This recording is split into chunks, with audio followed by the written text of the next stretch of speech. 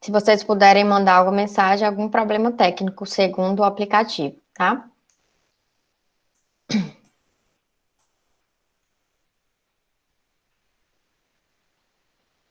Bom,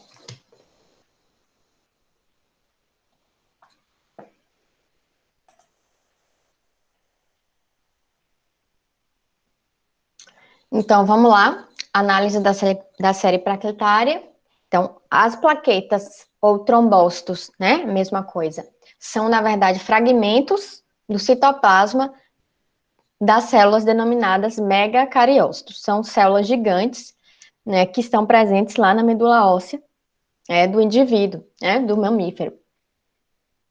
Então, geralmente, as plaquetas, elas têm uma vida média de cerca de 7, né, de até 10 dias, mais ou menos, né, uma média em torno de 10 dias.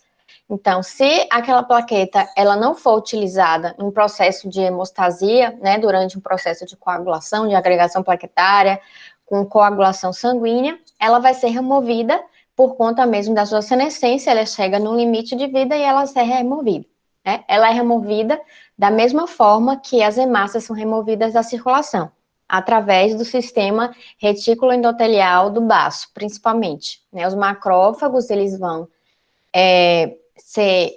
perceber a presença dessas células mais velhas e eles passam a fagocitar, né, e destruir essas partículas, né, e as células que estão já com seu prazo de validade, vamos dizer assim, vencido, né?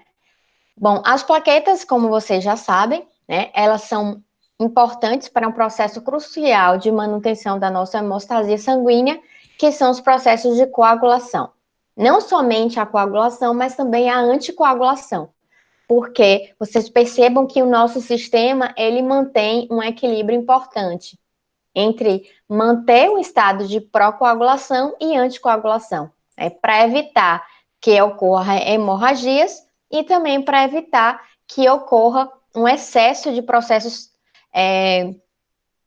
de coagulação, né, o excesso de coágulos que podem facilitar a ocorrência de trombos, por exemplo. Né? Então, existe um equilíbrio, um balanço que é muito importante essa regulação e determinadas alterações, distúrbios, né, podem estar associados com esses quadros aí protrombóticos ou hemorrágicos por conta de alterações em dessas moléculas, né, vamos dizer assim, regulatórias, né, em um desses componentes que fazem parte desse sistema todo aí da coagulação. Bom, a estrutura da plaqueta. A outra coisa que eu não falei é que, na verdade, a plaqueta, ela tem essa função na coagulação, mas principalmente por dar start, né? Ele vai iniciar através da formação daquele tampão hemostático, um plug plaquetário inicial, e depois ele vai fornecer elementos para ativação da cascata de coagulação de fato, né? Com a formação, a geração do processo de fibrina, que culmina com a formação daquele trombo totalmente estável, né? E que vai promover, de fato, o fechamento, vamos dizer assim, daquela lesão que foi iniciada. Então, a plaqueta, ela tem esse formato, então, ela é um resto de um citoplasma, mas que ela tem características ainda como se fosse um citoplasma celular, né? Então, tem a membrana, tem uma membrana simples, né? Não tem uma membrana aqui, né? Que é uma membrana onde a gente está presente várias glicoproteínas que vão ser importantes para o processo de ativação de agregação plaquetária. Existem proteínas que estão associadas a resíduos de carboidratos. A gente chama, então, tem um glicocálice, tá? Que fica na superfície dessa partícula. Além de você ter um componente importante, você tem um sistema de canicular que fica aberto, que vai permitir a saída dos grânulos que ficam contidos no interior dessa plaqueta. Além disso, uma outra participação de um componente importante dentro dessa plaqueta seriam os fosfolipídios de plaquetários, que vão ser essenciais lá no processo de ativação da coagulação. Tá? Então, você tem também filamentos membranosos aqui de proteínas que vão favorecer a contratilidade, que é para permitir com que essas vesículas que estão aqui dentro sejam movimentadas dentro, sejam eliminadas, né, para o exterior dessa plaqueta. Então, existem também algumas poucas mitocôndrias que vão ser importantes para fornecer a energia, né, que é necessária, né, é pouca, mas é necessário, e também um resto de um pouquinho de armazenamento de glicose através do glicogênio, que é para fornecer, né, essa fonte para a geração da energia pelas mitocôndrias. Além disso, tem os grânulos, né? Tem dois tipos principais de grânulos aqui nas plaquetas. Tem os grânulos eletrodensos, que basicamente é formado de nucleotídeos, tá? Para síntese de DNA no geral, né? Cálcio e serotonina. E grânulos específicos que são chamados grânulos alfa. Né? Esses grânulos alfa são fibrinogênio, fator de von Willebrand, a fibronectina, dentre outras proteínas que basicamente participam do processo de coagulação sanguínea. Tá? Desde a parte inicial, né, geralmente na parte inicial, mas que tem ação a longo prazo, né, eles têm uma atividade até na parte mesmo da coagulação, da cascata de coagulação em si. Basicamente, essa estrutura básica de uma plaqueta que é essencial para o processo a qual ela está destinada. O processo de geração das plaquetas é muito semelhante aos das demais células sanguíneas, então a esse processo a gente chama de trombopoese. O principal elemento, né, de ativação da produção dessas células é a trombopoetina, é como se fosse um hormônio, né? É um fator de estimulante de formação das células da série plaquetária. Então, você tem uma célula tronco lá na medula óssea, a qual é a célula tronco comprometida com aquela linhagem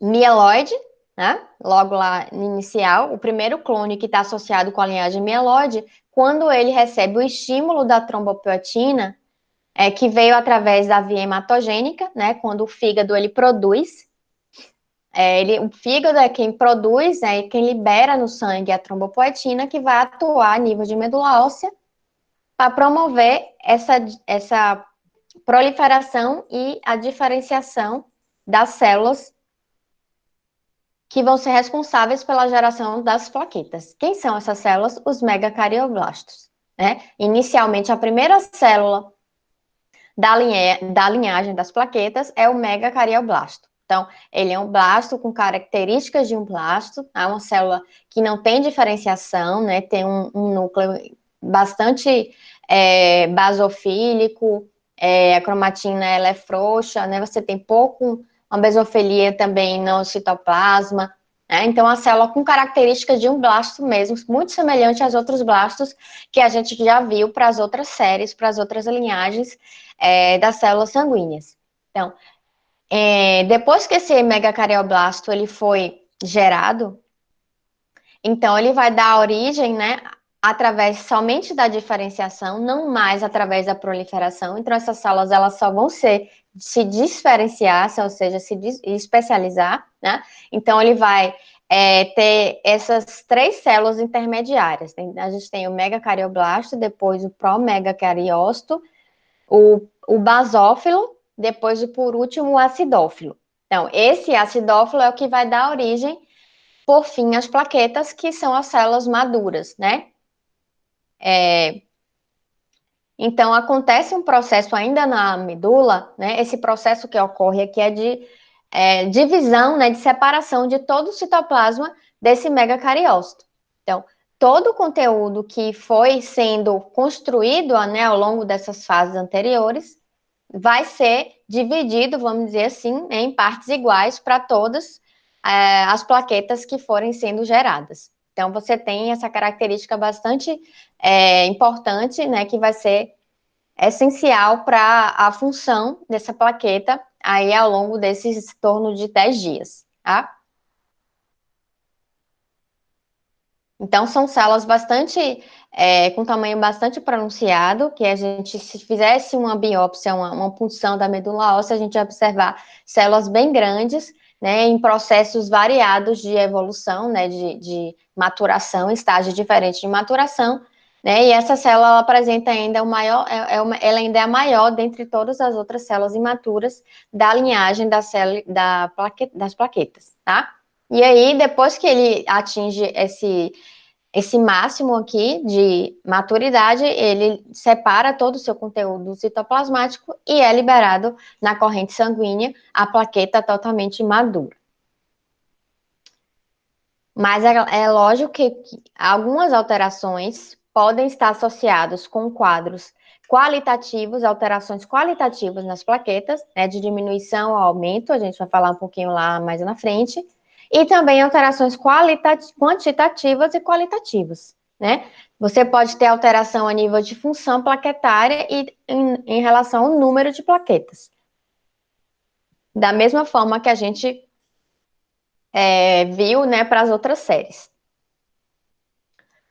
Bom, então, as plaquetas, elas desempenham um importante e fundamental papel no processo de hemostasia sanguínea. O que é isso?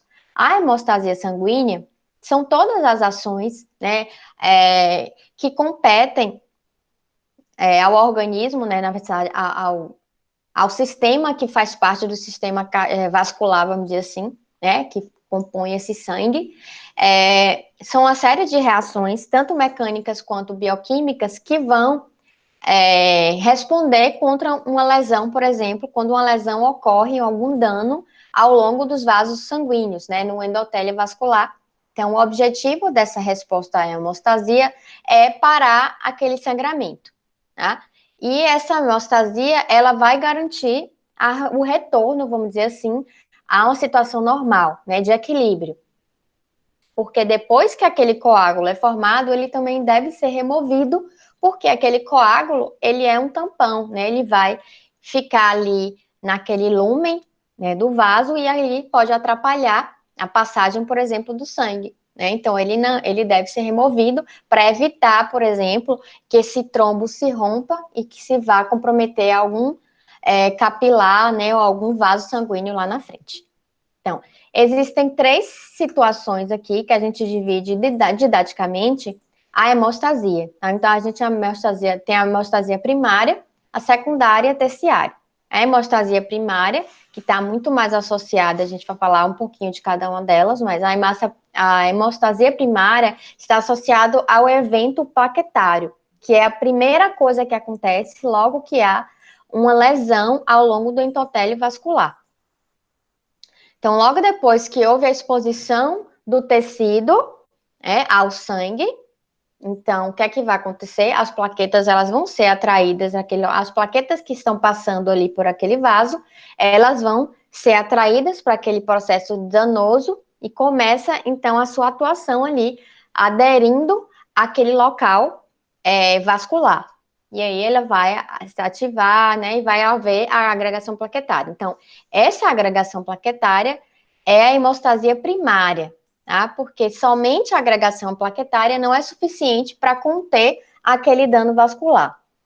Existe uma resposta necessária, que é a coagulação em si, para a promoção, né, do trombo, do tampão hemostático estável. Então, vocês percebam nessa figurinha que ela mostra que é necessário a parte da agregação plaquetária, que é a hemostasia primária, junto da formação do coágulo, né, com a deposição da fibrina ao longo desse tampão plaquetário, para que realmente promova aquele tampão realmente hemostático estável e que vai realmente garantir que aquele dano tenha sido revertido, né? Vamos dizer assim. Então, a gente tem a hemostasia primária, que é a agregação plaquetária em si, a secundária, que é o processo de coagulação, e a terciária, que é a finalização do processo, né? Que é a remoção daquele excesso, né? Daquele coágulo que foi formado. Então, percebam aqui nessa figurinha, né? Nesse esquema, que a gente tem um dano vascular, naquele endotélio, por exemplo, naquele vaso. Deixa eu desenhar aqui, tentar, né? Então, aqui a gente, por exemplo, tem um tecido, que é o vaso, tá? O vaso sanguíneo, por onde o sangue está passando.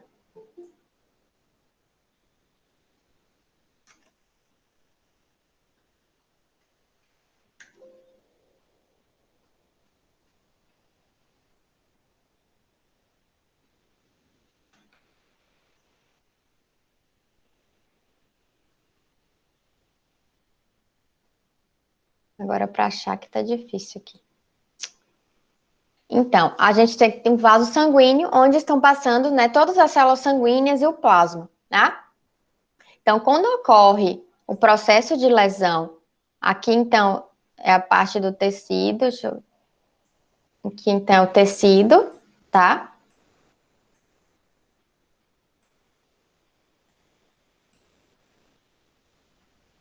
Então, aqui são as células endoteliais que vão compor, né, o endotélio vascular. Vou botar cells end. Então, essa célula, a camada de endotélio vascular, né, das células endoteliais que fazem aquela camada que compõe o vaso sanguíneo, e depois dessa camada de células endoteliais, a gente tem o tecido, né? Pode ser um tecido epitelial, por exemplo, se a gente estiver falando da pele, vamos dizer que é o tecido epitelial. Aí a gente tem a membrana basal que vai separar, né, essas células endoteliais lá do tecido epitelial. Então, quando ocorre uma lesão, né? Então, vamos dizer aqui que esse processo aqui, que esse tecido ele abriu uma lesão por conta de um corte, por exemplo. Então, quando acontece essa lesão aqui, esse corte aqui, então, um conteúdo que está aqui internamente, principalmente o colágeno, que está presente dentro dessa matriz celular, esse colágeno ele vai passar a ser exposto, né? Então, através desse dano celular, dessa lesão. Então, o sangue, os elementos que compõem o sangue, principalmente as plaquetas, vão ser ativados pela exposição ao colágeno. Então, essa exposição ao colágeno vai favorecer a adesão inicial de plaquetas. Então, vocês viram lá naquele slide inicial que eu coloquei que as plaquetas exibem várias moléculas na sua membrana, né? Que tem o glicocálice, tem as glicoproteínas, que são importantes para essa adesão inicial, além do fator de von Willebrand, que a gente vai falar daqui a pouquinho. Então, são elementos que compõem essa plaqueta, que estão dentro, né, que estão presentes nos grânulos e que são secretados. Em função dessa ativação plaquetária, eles vão ser liberados naquele local. A serotonina, que está presente naqueles grânulos eletrodensos, dentro do interior da plaqueta, junto com os tromboxanos, que são aqueles mediadores lipídicos, são essenciais para, logo que ocorreu a exposição, né, àquele colágeno de dentro do tecido, que aquela plaqueta se aderiu naquele local, o que é que vai acontecer? A liberação da serotonina e do tromboxanos. O que é que essas duas substâncias vão fazer? Vão levar à vasoconstricção aqui, ó, desse vaso. O quê? Por que vai fazer isso? Para diminuir o fluxo sanguíneo que está passando por aqui. Porque você imagine, o organismo é inteligente. Ele não quer que haja muita perda de sangue para o tecido. Né? Ele não quer que o sangue que está passando aqui, ele entre para o tecido, né? Ele saia da circulação e vá para o tecido. Né? Isso vai promover, além de você estar perdendo sangue líquido, né? Que é a depender da extensão da lesão, ela pode ser grave, né? Além de ele não querer perder, também não é bom a gente ter sangue no tecido, né? Gera inflamação, gera um quadro inflamatório, né? Além de outras questões. Então, logo que se inicia essa ativação plaquetária, então há essa diminuição do fluxo sanguíneo por conta da serotonina dos tromboxanos, tá? Então, além dessa participação das plaquetas, a gente tem, através dos tromboxanos, a agregação plaquetária acontece de fato, né? E essas plaquetas, elas vão se agregar, né? Elas vão se agregar ali ao redor daquele processo, daquele dano, né? Aquela lesão. Além disso, a exposição, essa ativação plaquetária, ela leva à exposição dos fosfolipídios da plaqueta, que são essenciais para a ativação da cascata de coagulação. Então, vocês percebam que a ativação da plaqueta é necessária para que o processo de coagulação sanguínea ocorra. né? Que é a coagulação sanguínea. O que é que acontece, né? São uma série de fatores que vão se associar, vão ser ativados e vão gerar complexos que são necessários para, no final, ativar a trombina. A trombina, por sua vez, vai ativar a fibrina, né? E aí essa fibrina, os monômeros de fibrina vão se polimerizar e formar aquele tampão, né? Aquele coágulo, né? Que é estabilizado pelo fator 8. Tá? Então, é uma série de proteínas que vão participar, mas que é essencial a participação inicial da ativação plaquetária com a sua agregação, tá? Então, essa seria a hemostasia primária, tá? É o processo de formação da agregação plaquetária. A gente chama de plug plaquetário. Então, como ocorre esse plug plaquetário? Que faz parte dessa hemostasia primária, né? Do sistema da coagulação sanguínea. Então, no endotélio que está íntegro, que não tem lesão,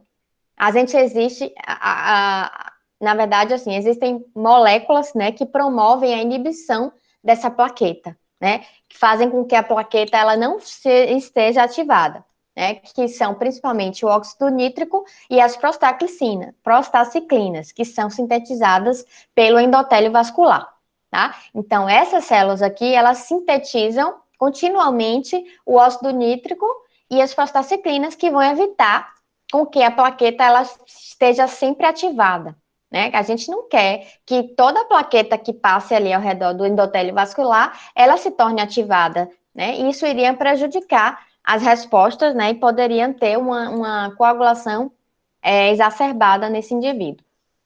Então, para isso, a gente tem as moléculas antiplaquetárias, tá? Mas quando há um momento de lesão vascular, alguém perguntou alguma coisa. Estou muito rápida? O que é que você não entendeu?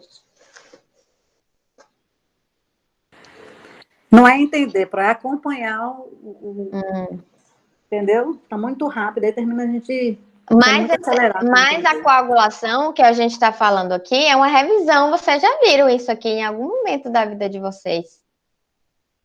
A análise, o objetivo da aula aqui é revisar essa questão da coagulação, mas para evidenciar em que momento a gente vai no laboratório procurar identificar possíveis alterações clínicas, né, do paciente, né? Em que o laboratório vai ajudar o paciente que tem, por exemplo, uma alteração da coagulação, tá? Só para vocês relembrarem como é o processo de coagulação e porque é importante, né, vocês saberem quais os elementos que participam do processo de coagulação para a gente saber o que é que vai pesquisar no laboratório, né?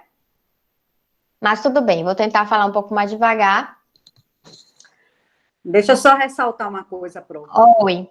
Esse semestre, os colegas não falam, entendeu? Porque poucos não se dispõem a falar. Mas nós estamos nessa metodologia de online super prejudicados. Porque pouco foi absorvido o conteúdo que foi passado. Isso aí, no geral, não é culpa sua, entendeu? Mas o sistema, a maneira... Eu vou te falar, para mim, eu estou passando um semestre só mesmo para poder preencher o tempo. Porque aprendizado... E por que vocês vão falar isso agora? Por que vocês não falam, professora, não está dando, eu não estou conseguindo ensinar nada? Não, a culpa não é sua, não é culpa sua, entendeu? Porque você conhece, você é uma professora que todo mundo elogia o seu conhecimento, mas só que esse método é horrível. Não dá para você interromper, não dá para você ter aquele contato. Não é culpa sua, não é Tassiana a culpada, entendeu? Sim. O sistema que é culpado e nós estamos prejudicados e muito. Muito, muito mesmo. Muitos não falam, entendeu? Mas eu tenho certeza que 90% da turma, eu estou falando assim por várias pessoas que já comentaram comigo, eu sento aqui para assistir sua aula, mas não é só a sua, entendeu? Mas o que você puder colaborar assim mais devagar, eu te agradeço, porque eu entendo, muito interessante, são matérias que eu sempre ouvi falar na faculdade, as matérias clínicas eram uma matéria muito interessante, mas que não está tendo muito proveito não, Pro. Eu fico triste, né? Mas assim, eu entendo, porque eu também não acho a melhor maneira. Eu não gosto de ter esse feedback no momento, querer olhar no olho para saber como é que vocês estão recebendo o conteúdo, né? Para saber se realmente o que eu estou falando tem sentido ou se vocês estão aí só a passeio, né? Se estão aí só constando lá no computador. Estamos com a sala aberta e muitos dizem que sai até do local para isso. Mas desculpa o desabafo, é porque realmente a situação já não está boa e termina a gente ficando nervosa com. Mas desculpa o desabafo, vamos continuar, porque já estamos né, finalizando. Mas isso a gente sabe, assim, mas é o que tem para hoje. Não é só vocês, não, é o Brasil inteiro, é o mundo. É o mundo, é verdade. As mas aulas tudo bem, estão assim. Vamos seguir adiante. Obrigada. Então, ok. Então, depois que tem aquela exposição lá da plaqueta ao colágeno que está aqui, então, quando há a lesão, tá? Então, imagina o que é o tecido, onde eu estou marcando aqui é o tecido. Aqui é o sangue, tá? Aqui é o vaso. Então, a separação entre o sangue, que está dentro do vaso sanguíneo, e o tecido é o endotélio vascular.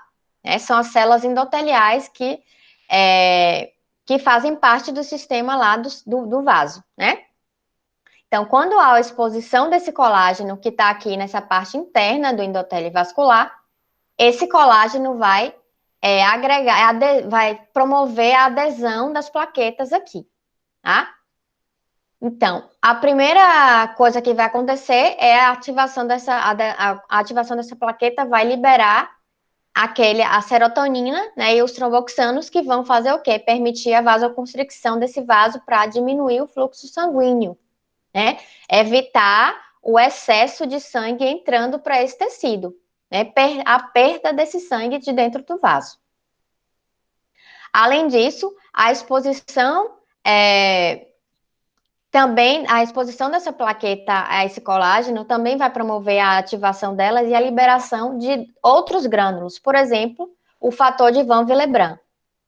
Esse fator de Van Willebrand é uma glicoproteína, tá? Que ela é sintetizada tanto pelas células endoteliais aqui, e também está presente dentro das plaquetas. Então, quando há essa ativação da plaqueta, o que é que vai acontecer? Esses grânulos são liberados. E aí, o fator de Van Willebrand, que é esses bloquinhos em rosa, vai permitir a ligação, uma ponte entre a plaqueta, as células endoteliais e a plaqueta, né? Ela vai permitir essa ponte. Então, o fator de Van Willebrand, ele se liga às glicoproteínas, principalmente a glicoproteína 1B, que está presente na superfície da plaqueta. E se liga aqui num receptor das células endoteliais. Então, ele promove vamos dizer assim, ele vai segurar a plaqueta ali, tá? Para evitar fazer com que a plaqueta não saia, né? Para promover essa parada, vamos dizer assim, desse grupo de plaquetas nesse local aí, onde houve o dano, né? A exposição do colágeno, tá? Então, vocês percebam que várias plaquetas, elas vão sendo, elas vão se agregando ali naquele local, onde você vai ter mais plaquetas chegando, expondo o fator de Van Willebrand, junto com as glicoproteínas. E além dessa glicoproteína 1B, a gente tem também na plaqueta outras glicoproteínas, que é a 2B e a 3B e a 3A, que são importantes também para vamos fazer assim, fazem pontes entre as plaquetas também, né? É como se fosse um arranjo tridimensional de plaquetas. Então, várias plaquetas vão se agregando e elas vão se formando aquele plug, tá? Associado ali àquele fator de Van Willebrand. E depois, no final, né, você tem a participação também do fibrinogênio, né? Fibrinogênio que está ali dando sopa no sangue, porque o fibrinogênio é uma proteína também plasmática, né, que é sintetizada pelo fígado. E aí, quando você tem exposição dessa maneira, dessas plaquetas, o fibrinogênio, ele vai, vamos dizer assim, fechar o plug plaquetário. Tá? Eu acho que tem um videozinho que depois, no final, eu posso mostrar para vocês visualizarem como é esse processo de adesão dessas plaquetas com agregação final, tá? Então, além disso, né, esse aqui seria esse tampão, hemostático inicial, tá? Que acontece com a participação dessa agregação plaquetária, e é importante também lembrar que esse fator de von Willebrand, ele também vai participar estando associado a um fator 8. O fator 8 também vai estar aqui no sangue, então é sempre importante falar para vocês que esses fatores de coagulação estão ali na circulação sanguínea. Eles são sintetizados lá no fígado para serem circulantes, né? Na necessidade da coagulação, eles estarão ali disponíveis para acontecer, né? Para formar o coágulo. Então, esse fator 8, ele já fica associado ao fator de von Willebrand, tá? E que vai ser importante para o processo de coagulação, que a gente vai falar no próximo slide. Então, esse fibrinogênio, ele é importante para poder fechar, né? Ele vai estar envolvido através de receptores presentes aqui na superfície da molécula, né? Junto com a glicoproteína 2B e 3A.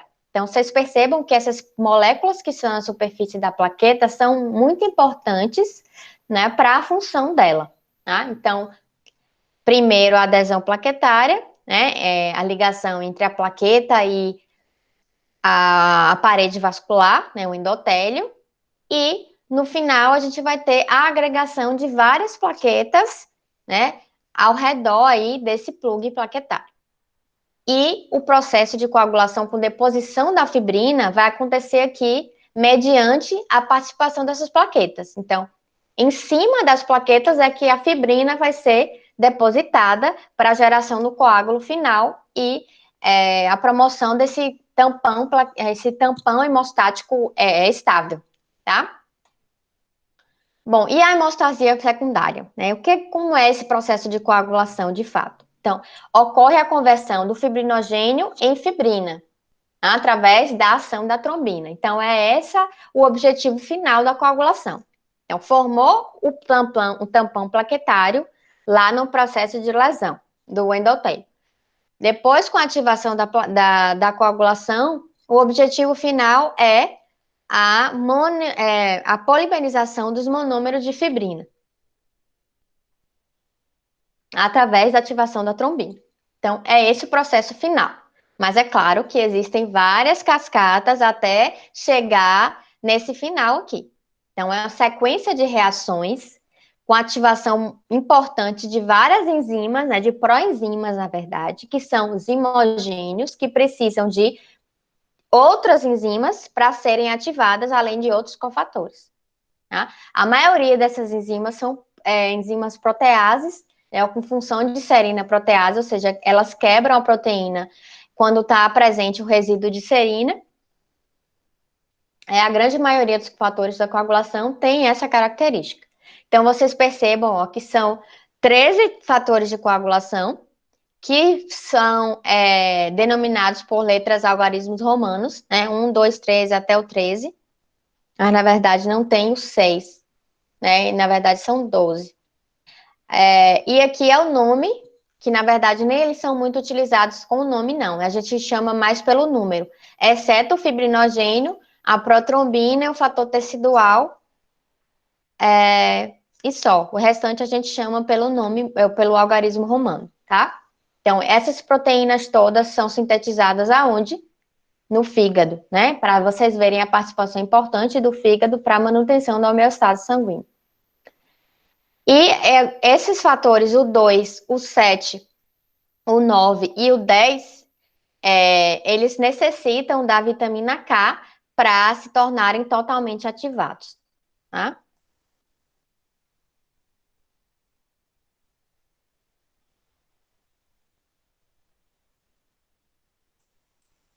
Tá melhor? Tô falando mais devagar?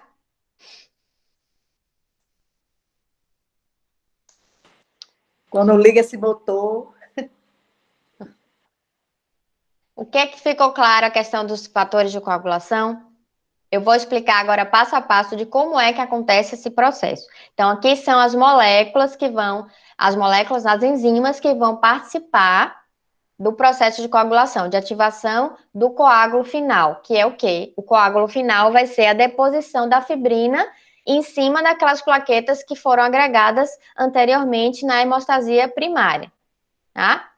Não, mas para que o fibrinogênio ele se ative em fibrina e se polimerize, ou seja, vários monômeros, várias moléculas de fibrina unidas, elas vão gerar aquele coágulo. Mas para que essa fibrina seja ativada, seja polimerizada, a gente precisa da ativação de uma outra enzima, que é a trombina. Tá? Então, o objetivo final da cascata é a ativação da trombina para ativar o fibrinogênio e fibrina. Então, é esse o objetivo final, tá? Através da participação desses todos elementos aqui. Então, é bastante coisa, né? Imagine que tudo isso aqui está dentro do sangue ali circulando, tá bom? Então, o que é essa cascata de coagulação? Antigamente, a gente dividia, né, didaticamente, é muito mais fácil a gente aprender dessa forma, dividir a cascata de coagulação em a via intrínseca, via extrínseca e a via comum. Tá? Aí, a proposta, né, que existia, um modelo clássico, que é esse da via intrínseca, a via extrínseca e a via comum, o objetivo final é a mesma coisa que eu falei, é ativar o fator 10, que o fator 10 junto com o fator 5 ativados, então quando a gente usa a letra A, esse A minúsculo, quer dizer que aquela proteína que ela está ativada, tá? Então, o fator 10 e o fator 5 juntos é um complexo, tá? É um complexo de proteínas de enzimas. Então, esse complexo, ele é necessário para a ativação da trombina. Então, como eu falei anteriormente, a trombina é quem vai ativar a formação do fibrinogênio e fibrina. Então, a gente precisa de bastante ativação da trombina para que ocorra a formação da fibrina, e a fibrina é quem vai promover mesmo a deposição em cima das plaquetas para a formação do coágulo final, tá? Bom, mas e aí, qual é a diferença dessa via intrínseca da via extrínseca? Então, a via extrínseca, que na verdade ela acontece por conta da exposição do fator tecidual, que ela ocorre depois da lesão. Então, por exemplo, quando você tem uma lesão e a exposição daquele colágeno, você também tem a exposição desse fator tecidual, que é uma proteína, tá? Então, esse fator tecidual, as células endoteliais podem secretar ali aquele fator tecidual, ou o próprio fator tecidual é liberado por conta da lesão, do dano no tecido. Então, esse fator tecidual, junto com o fator 7, já é um outro fator da coagulação que está lá dando sopa no sangue, tá? Ele está inativo. Mas quando ele se encontra com o fator tecidual, ele vai formar um complexo, né? Ele vai se tornar ativo, e aí vai ativar a via da cascata 10, né? Do fator 10. Tá? Então, quando você tem essa ativação por um dano, você acaba ativando o fator 10, que precisa do fator 5 para ativar a trombina.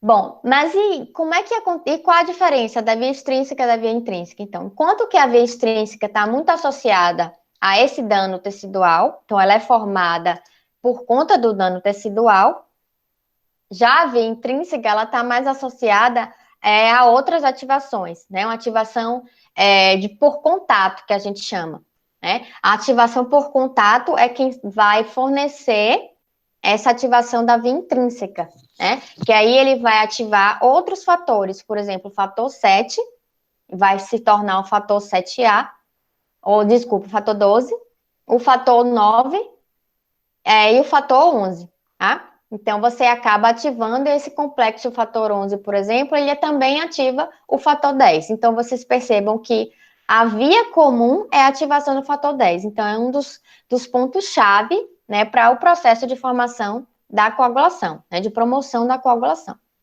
Bom, mas e o modelo atual? Tá? Eu não vou perguntar detalhes disso para vocês na prova, eu só quero que vocês entendam como ocorre o processo, tá? Então, o modelo mais atual, né, que é utilizado para explicar o processo de coagulação, é esse modelo aqui, proteico-celular, né? Ele não divide mais em via intrínseca e via extrínseca. Na verdade, existe a via intrínseca e a via intrínseca acontecendo ao mesmo tempo, A gente separa dessa maneira para ficar mais didático, tá? Mas, assim, como é a proposta desse outros pesquisadores propuseram, né, mais recentemente esse outro modelo, que é como? Então, você tem lá a exposição do fator tecidual, ainda vai acontecer, exposição por conta da lesão. Então, o fator tecidual, junto com o fator 7, que está presente no sangue, o complexo vai ativar o fator 10 e o fator 9, tá? Isso vai continuar acontecendo. É a mesma coisa aqui da via extrínseca. Mas, assim, essa fase eles chamam de fase de iniciação. Então, você precisa das 3 fases para acontecer o processo de coagulação final. Então, na fase inicial, né, essa fase de iniciação que eles chamam, acontece essa via extrínseca, na verdade, né? Você tem a exposição do tecido, né, do fator tecidual por conta da lesão, e aí isso acaba ativando, né, quando você tem a atividade também do fator 7, esse complexo fator tecidual, fator 7 ativado, ativa o fator 10 e o fator 9. O fator 10, junto com o fator 5, que também está presente no sangue, né, é o fator lábio que a gente chama, eles ativam em quantidades mínimas a protrombina.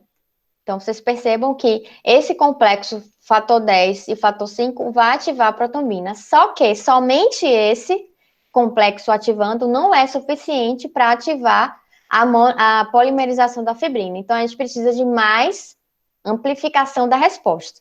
Então, por isso que a gente chama de fase inicial, tá? Então, ela é o start, é o começo para o processo de coagulação. Então, além da exposição tecidual, a gente precisa da formação da agregação plaquetária, que é da ativação da plaqueta, que vai doar o fator de von Willebrand, tá? Então, depois da fase inicial, vem a fase de amplificação. Como é essa fase de amplificação? Depois que ocorreu a lesão, né, o dano tecidual, a plaqueta ela se tornou ativada. Então, depois que a plaqueta se tornou ativada, liberou os grânulos plaquetários, principalmente o fator de von Willebrand. O que é que o fator de von Willebrand faz? Ele vai promover a ponte entre as plaquetas e o endotélio, não é isso? Além disso, como eu falei lá no final, ele vai se ligar ao fator 8, tá? Então, o fator 8 se liga nele. O fator 8, ele fica ali no sangue também, tá? Então, o fator 8 se liga. E aí, esse fator 8, junto com a protrombina, que foi iniciada lá no processo inicial, vão ativar o fator 9 e o complexo fator 9 com fator 8. Então, você tem a ativação plaquetária também disso daqui. Quando você tem a ativação do cálcio, né, a gente precisa dos fosfolipídios presentes aqui na superfície da plaqueta e do cálcio. Tá? Então, quando você tem a ativação de todos esses complexos, você amplifica essa resposta, porque o fator 2, né, a trombina, ela precisa dessa ativação inicial, precisa da amplificação através da ativação do fator 9 com o fator 8, esse outro complexo, e precisa também que esse fator 9 aqui, formado com o fator 8, ele foi ativado na via intrínseca, tá? Que é essa via de contato que sempre acontece, né? Depois de um processo de exposição tecidual. Então, esse processo de amplificação, vocês percebam que é uma conjugação da via intrínseca, tá? E, por último, quando a plaqueta está ativada totalmente, ela vai liberar os fosfolipídios da sua superfície, junto com o cálcio e junto dos outros fatores que foram sendo os complexos formados, vão ativar, de fato, em maiores concentrações, a trombina. Aí sim, quando você tem a participação de todos os complexos, o complexo 11A, o complexo 11, né, com 9, o complexo fator 8 com fator 9 e o fator 10, e o fator 10 com fator 5, tá? Junto com a protrombina. Então, são 3 complexos que precisam ser formados para amplificar e propagar essa resposta da coagulação. Então, vocês percebam que é uma resposta bastante complexa, né, que envolve várias proteínas, vários fatores. Um vai contribuir para a participação do outro. Tá? E no final, que eu quero que vocês fiquem claro na cabeça de vocês, é que no final, a trombina, que tem importante participação, que é o fator 2, né? Essa trombina que vai ativar o fibrinogênio a formar monômeros de fibrina, né? Porque o fibrinogênio, ele é várias fibrinas juntas, tá? Várias moléculas de fibrina. Quando esse fibrinogênio ele é ativado pela trombina, ele vai se dissociar e vai formar vários monômeros de fibrina que vão fazer o quê? Se polimerizar novamente em cima da plaqueta. E aí sim vai formar o coágulo. Sendo que o fator 8, vocês se lembram que o fator 8, ele se ligou no fator de Willebrand, ele também é importante para a manutenção do coágulo, tá? Dar estabilidade ao coágulo. Então, vocês percebam que realmente é bastante complexo, né? Que demanda a gente realmente quebrar um pouquinho a cabeça para entender, mas aí só vocês lendo o texto para relembrarem esse passo a passo, né? Não quero que vocês decorem nada disso, só quero que vocês entendam como é que ocorre a exposição final, né, dessas moléculas todas aí com a promoção desse coágulo final. Bom, mas além dessa ativação de todas essas moléculas, a gente também tem moléculas inibitórias, porque o organismo precisa regular. Imagine se isso acontecesse o tempo todo, porque sempre a gente tem alguma lesão, né, pequena lesão, né, a gente sempre tem algum momento da nossa pele, no nosso organismo, a gente tem pequenas lesões que é normal acontecer. Imagine se toda vez que acontecer isso, esses processos de coagulação acontecessem de maneira exacerbada, né, sem nenhum tipo de controle. Então, a gente tem moléculas endógenas que controlam esse excesso de coagulação, né, que são as moléculas vamos dizer, promove a anticoagulação. Por exemplo, a gente tem esse inibidor da via do fator tecidual, né, que é o TFP1, por exemplo, ele se liga ao complexo formado entre o fator tecidual, o fator 7 e o fator 10. Tá? Então, se ele inibe isso daqui, você já não tem essa fase inicial, né, de formação da protrombina. Além disso, a gente tem outros anticoagulantes naturais, por exemplo, a antitrombina 2, que inibe vários. A antitrombina 2 é como se fosse um anticorpo contra a trombina. Inibe fator 2, que é a trombina, fator 7, fator 9, fator 10, um bocado. A heparina natural que a gente tem também, que amplifica a atividade da trombina, e outras proteínas, proteína C, proteína S, que inativam o fator 5 e o fator 8. Sendo que essas proteínas, elas também são proteínas... Alguém perguntou alguma coisa aqui. A outra já está adiantada, né? Falou antes de eu falar. Também, eu ia acabar de falar isso, com relação à trombina. Então, esse processo de anticoagulação, como eu falei, ele deve ser permanente e ele deve acompanhar as cascatas de coagulação para evitar a resposta exacerbada. Então, o organismo, ele já, visando esse controle, a própria trombina, que é necessária para a formação da fibrina, ela ativa o plasminogênio. E o plasminogênio, a gente vai ver daqui a pouco, é o plasminogênio ativado que vai dar a geração da plasmina, que é a plasmina que vai promover a quebra do coágulo, a quebra da fibrina, a dissociação, né, com a geração dos produtos de degradação da fibrina. Inclusive, vocês viram, quando vocês fizeram a atividade do COVID, que uma das complicações do COVID é a formação, o processo de coagulação intravascular disseminada. E esse processo de coagulação vascular disseminada está associado com quadros, né, de coagulação realmente disseminada, como o nome já diz. Então, acontece a coagulação em várias partes do sistema vascular do indivíduo, tá? E aí você acaba tendo muita formação de fibrina e, consequentemente, né, muito coágulo sendo formado, muita fibrina. E aí, quando você tem ativação da trombina, você já ativa também o processo contrário, que é a fibrinólise, né? Porque a trombina também ativa o plasminogênio ao mesmo tempo que ela ativa a fibrina. Então, é bem inteligente, né? Uma sacada bem inteligente do organismo para tentar controlar essas respostas aí pró-coagulantes, tá? Aqui só o esquema para falar a mesma coisa que eu já falei, mas não vou me ater novamente. Depois, quando vocês estiverem em casa um tempinho, vocês olhem o esquema com cuidado para vocês perceberem a diferença, né? Aqui seria a diferença entre a via extrínseca e aqui seria a via intrínseca, que é a via de contato, tá? Mas é a mesma coisa, não tem muita diferença em relação a como didaticamente a gente pode dividir, tá?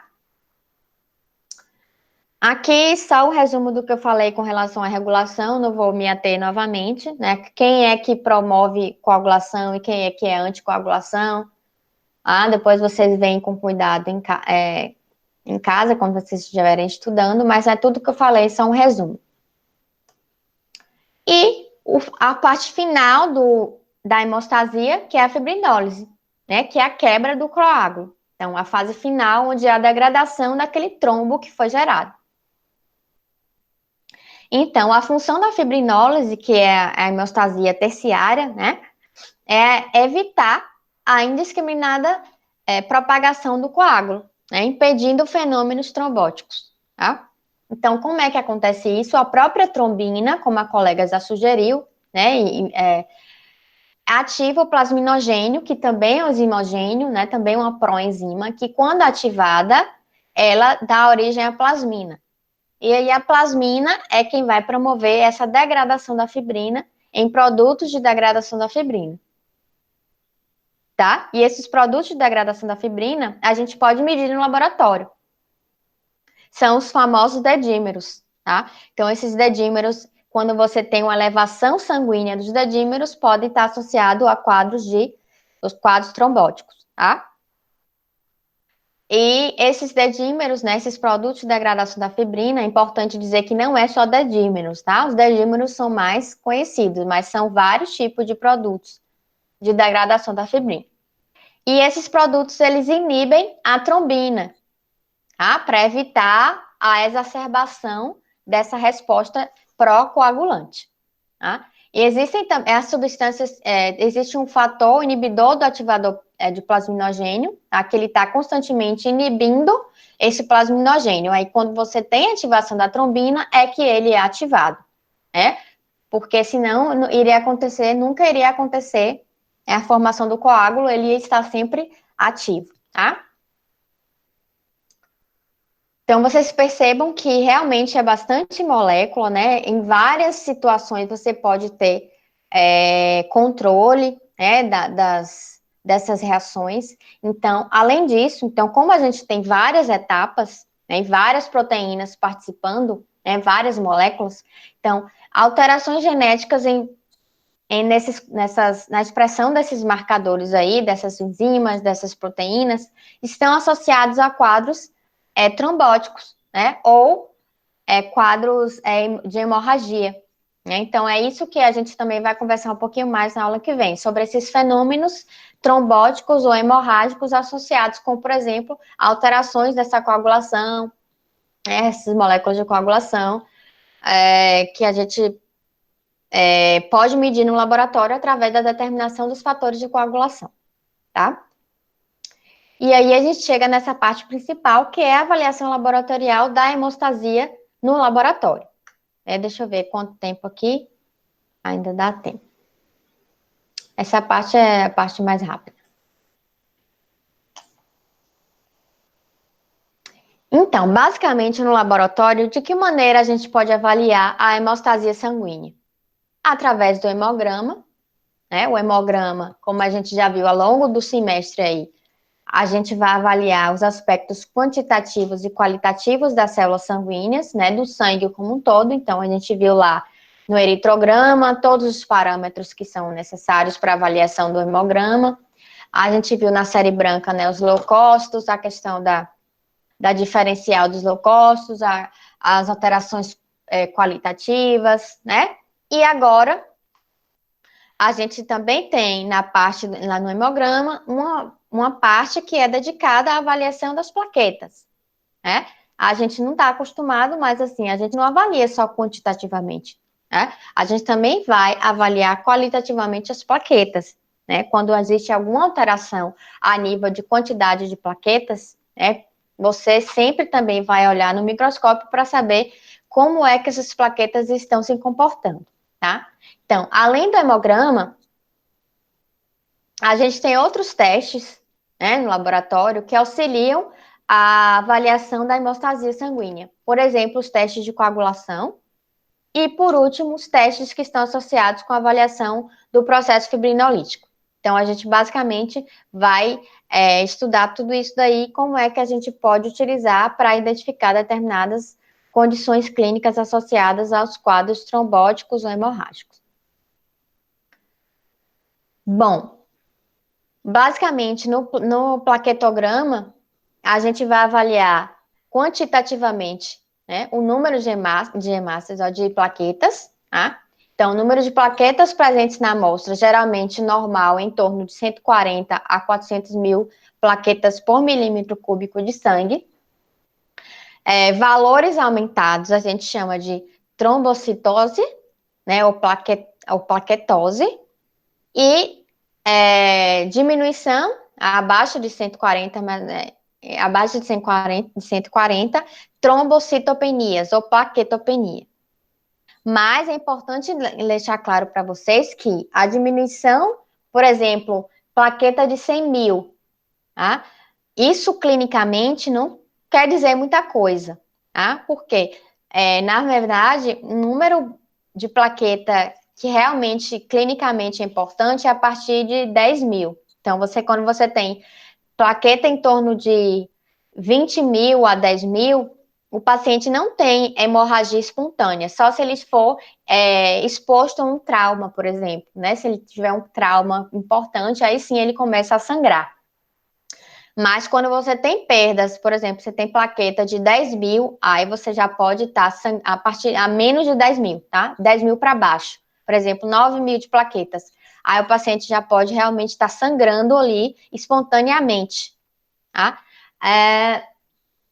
5 mil, né, abaixo de 5 mil, a pessoa já está quase morta, né? Ele já tem alteração em vários componentes ali do sistema cardiovascular que compromete até a vida, né? Então, existem alterações, por exemplo, pacientes que têm alteração não tem o Wolff-Lebran, né? Tem alteração bastante importante hematológica que a gente vai falar mais um pouquinho na aula que vem. Bom, existem outros dois índices também que fazem parte do plaquetograma, né, que vem lá logo embaixo dos leucócitos, vai vir as plaquetas, aí tem essas duas informações nos aparelhos mais novos hoje em dia, né, nos laboratórios, que é o PDW, ele é um semelhante do RDW, então ele vai avaliar a amplitude da superfície das plaquetas, então se você tem plaquetas que estão maiores ou menores, tá, vamos dizer assim, em termos mais didáticos, e também o índice, o volume plaquetário médio, tá? Que é o MPV. Então, além do número de plaquetas, a gente tem esses dois outros parâmetros que também pode auxiliar para saber dar orientação, indicação se as plaquetas estão a quantidade quem vai informar é o número de plaquetas, e esses outros parâmetros podem estar associados à função, né? Você pode sugerir, por exemplo, se a plaqueta está com vários tamanhos diferentes, né? Com relação à amplitude delas, se o volume está diminuído ou se está aumentado. Isso daí está associado com quadros de alterações qualitativas das plaquetas, tá? Porque às vezes o paciente tem um número normal de plaqueta, mas essa plaqueta é uma plaqueta gigante, é uma macroplaqueta, é uma plaqueta que os grânulos não são ideais, ele tem alteração granular, tem pouco grânulo, tá? E isso daí tem alteração na função, porque a gente viu que os grânulos das plaquetas são essenciais para a agregação plaquetária e para a formação do coágulo, certo? Bom, com relação a essas doenças que estão associadas com a diminuição do número de plaquetas, com a trombocitopenia, a gente tem várias, ó, principalmente que estão associadas com defeito da produção. A gente viu lá, nas doenças mielodisplásicas podem acontecer, nas displasias, nas mielofibroses, são doenças da medula óssea, né? Quando você tem, por exemplo, um comprometimento de alguma liagem que pode interferir nas demais. Então, isso daí acaba podendo levar, por exemplo, ao comprometimento da série plaquetária. A própria carência, né, de vitamina D12 e ácido fólico também pode comprometer a produção das plaquetas, tá? Porque, na verdade, quando você não tem B12 e nem ácido fólico, vocês se lembram lá da anemia megaloblástica? Na verdade, você não tem aquele estímulo para a produção de DNA. Então, isso vai acontecer não somente para os eritrócitos, mas para as plaquetas também, e até para os leucócitos, né? Quadros infecciosos também podem estar associados com diminuição das plaquetas, por exemplo, HIV, né? Indivíduos infectados pelo vírus da hepatite C e também o Epstein-Barr. Mas é bem raro essa situação de acontecer, tá? Tem casos também que a gente chama de púrpura trombocitopênica imunológica, que é a causa, geralmente ela é imunológica mesmo, ocorre a destruição das plaquetas por conta de anticorpos antiplaquetários. Geralmente é uma fase transitória de doenças autoimunes, por exemplo, indivíduos que têm lúpus, às vezes eles têm transitoriamente, eles apresentam essa púrpura, que é a presença de essa destruição dessas plaquetas promove realmente uma cor púrpura na pele, né? Você tem a destruição dessas plaquetas que acabam alterando, né, e gerando algumas lesões da pele. E isso a gente chama, por isso denominou de púrpura trombocitopênica imunológica, né? Porque envolve a questão da participação dos anticorpos, tá? E a destruição mecânica, pacientes que utilizam válvulas, por exemplo, próteses valvares, né? Até questão da presença de hemangiomas, né, ou neurismas, né, podem promover essa destruição mecânica mesmo, quando a plaqueta passa, acaba destruindo, e aí esse aumento da destruição pode, claro, levar à diminuição do número de plaquetas circulantes. Aqui, só para demonstrar para vocês que essas plaquetas podem ter alterações qualitativas, por exemplo, a presença de macroplaquetas, tá? Olha o tamanho dessas plaquetas, né? São plaquetas bem grandes, que a gente chama de plaquetas macroplaquetas. Tá? E aqui são plaquetas, aqui tem macroplaquetas e plaquetas gigantes. Essa aqui é uma plaqueta, imagina a diferença, a plaqueta maior do que a hemácia, tá? Então, essa seria uma plaqueta gigante e aqui seria uma macroplaqueta, tá? Então, aqui nesse campo a gente tem várias macroplaquetas e uma plaqueta gigante. Tá? Então, vocês percebam que a plaqueta gigante ela é bem gigante, ela é maior do que a hemácia até, enquanto que a macroplaqueta ela tem um aspecto bem maior. E pode acontecer também alteração a nível de grânulos, tá? Você pode ter grânulos, uma deposição granular diferente dessa plaqueta, e aí isso indica que a função dela está prejudicada. Então, é bom a gente colocar na observação a ocorrência, né, dessas situações aí, né, de plaquetas gigantes, de macroplaquetas, tá? Que já orienta o médico determinadas condições clínicas. Então, para a gente avaliar a hemostasia primária, que é aquela agregação plaquetária, né, para a gente saber se o paciente tem problema na agregação plaquetária, o que é que a gente pode fazer? Contagem de plaquetas, né? Para saber a quantidade de plaquetas, se está normal, se é trombocitopenia, ou não. Uma coisa que é importante, que acontece frequentemente no laboratório, é a presença desse satelitismo plaquetário. O que é isso? Quando a gente utiliza o EDTA, que é o anticoagulante comum, né, para a gente fazer o hemograma, pode acontecer das plaquetas se aderirem ao redor dos neutrófilos. Porque o neutrófilo, ele tem uma molécula de superfície que é o CD16. E esse CD16, né, pode acontecer da presença dele ser induzida pelo fator plasmático. E aí, o que acontece? As plaquetas ficam assim, ó, ao redor dos neutrófilos. Elas vão se agregar ali na superfície do neutrófilo e isso vai prejudicar a contagem delas no aparelho. Aí, quando a gente passa a amostra no aparelho, vai dar trombocitopenia, tá? E aí, quando a gente vê no microscópio, não é trombocitopenia, é, na verdade, satelitismo plaquetário. E aí, nessa situação, mas isso acontece in vitro, tá? Isso acontece in vitro, quando você submete aquele neutrófilo ali na situação da lâmina, tá? Isso não acontece dentro do organismo, isso aqui é na lâmina que acontece. Esse tipo de alteração acontece na lâmina e que aí por conta mesmo da utilização do EDTA, tá? O que a gente poderia fazer é utilizar o citrato, porque o citrato isso não acontece, tá? Um outro tipo de método para avaliar a hemostasia primária é através do tempo de sangramento. Não sei se vocês já viram, que é o teste que a gente faz com a incisão aqui de uma agulha na ponta da orelha, que é o método de Duke. Aí a gente espera de 1 a 3 minutos com a lanceta, você faz a perfuração, né, do lóbulo da orelha, e se o normal é você coagular de 1 a 3 minutos. Tá? Mas essa não é uma coagulação, não, é uma agregação plaquetária, tá? E o teste de IVE, ele é feito aqui no antebraço, ao invés de ser no lóbulo da orelha. Mas, na verdade, esse teste ele já não é muito utilizado porque ele não é tão sensível para avaliar a hemostasia primária, tá? Ele hoje nem é muito mais solicitado pelos médicos, né? Raramente eu vejo, assim, na maioria dos laboratórios nem é utilizado mais. E os fatores plasmáticos da coagulação, que a gente vai falar mais na semana que vem sobre eles, né? Como é que a gente faz a pesquisa deles no laboratório. Mas, de antemão, são eles a protrombina, que é aquela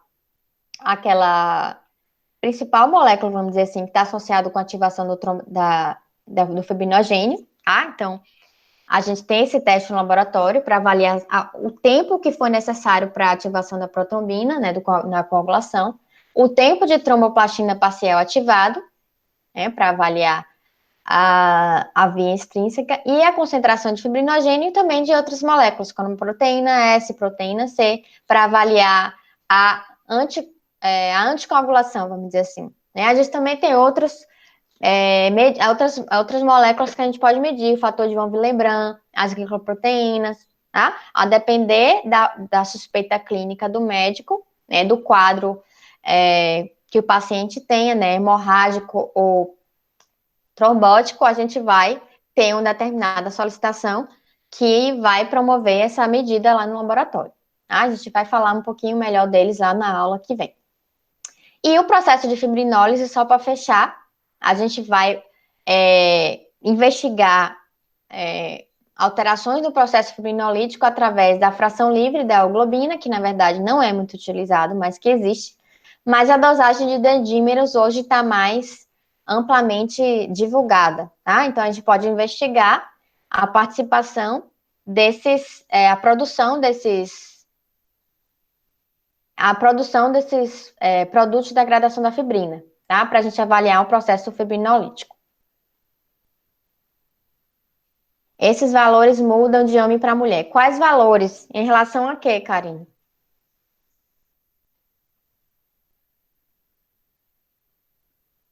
Em relação à plaqueta? Ou em relação aos fatores da coagulação? Sim, a maioria dos laboratórios hoje, a gente tem separação de gênero, tem separação de idade, tá? Tanto para gênero quanto para idade. O ideal é que a gente tenha valor de referência tanto para homem e para mulher e também em relação às idades, tá? Então, é ideal que tenha, porque existem alguns elementos são... A plaqueta não varia tanto, não, de homem para mulher, mas existem alterações, sim, entre o gênero, né? Em que, na verdade, a maioria dos laboratórios hoje, eles já trazem a diferença entre os valores de referência para os gêneros, tá bom?